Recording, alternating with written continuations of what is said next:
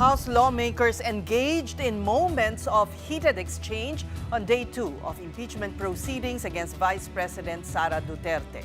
The House Justice Committee focused on the sufficiency and substance of the third impeachment complaint filed by a group of lawmakers and clergymen. All 6 grounds were discussed, including Duterte's alleged kill plot against President Marcos, his wife, and his cousin.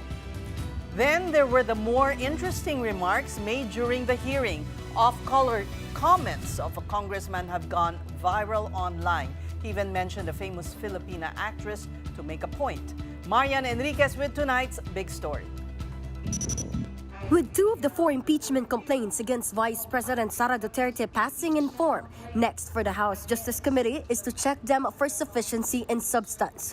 There were 6 grounds to be examined in the Father Saballa et al. Complaint, and ML Party Representative Leila de Lima, as endorser, itemized Duterte's actions. First, the VP was the most responsible for the supposedly anomalous use of 612 million pesos in confidential funds under the office of the Vice President and Department of Education. Sara headed DepEd for a while. De Lima said Duterte is culpable of violating the Constitution and betraying of public trust when she committed plunder, malversation, graft, and corruption. But on one of the points, whether or not the Vice President pocketed public funds, the debate became heated.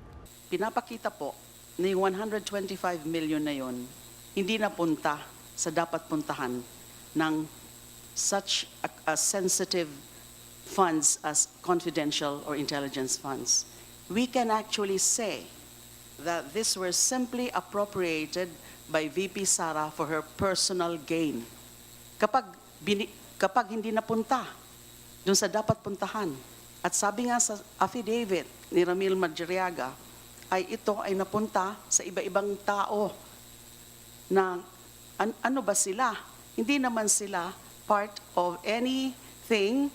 Wala namang sinabi, there was no report, neither the Vice President nor the OVP reported any loss of the 125 million confidential funds. Dahil nga, napunta sa mga ganyan. So that is actually personal gain. Dito po yung sinasabi, hinahanap po natin kanina yung 125 million with all the documents. Kaya po yung COA naglabas ng AOM, naglabas ng kung ano-ano mga pangalan na eventually nakita po natin yung mga pangalan ay hindi makita ngayon. The committee also replayed Duterte's November 2024 video when she said she has hired an assassin for President Bongbong Marcos, his wife Liza, and his cousin, then House Speaker Martin Romualdez. The assassin moves if she is killed first.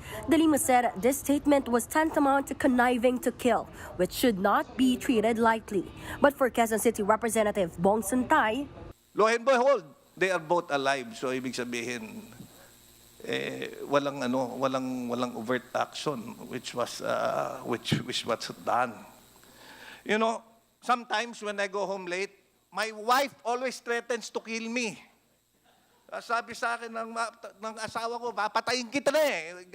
Umaga ka na naman umuwi. With due respect to Congressman Suntay, I do not know if he is lawyering with for the Vice President, because I would even think that he is right now defending her. Pero ito you have seen the video. That amounts to a credible threat against the President, the First Lady, and the Speaker. That is not political noise, just like what he's saying about his wife. What he's saying about his wife is only political noise. No, but my wife But is that not a is not politician. political noise, Madam Chair. That is a red flag for national stability and constitutional order. My husband, he received threats before he was tragically murdered. The threats at first were conditional. Like, if you do this, something will happen.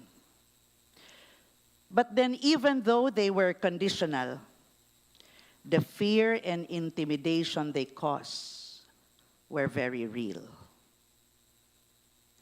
Conditional threats can turn into actual harm.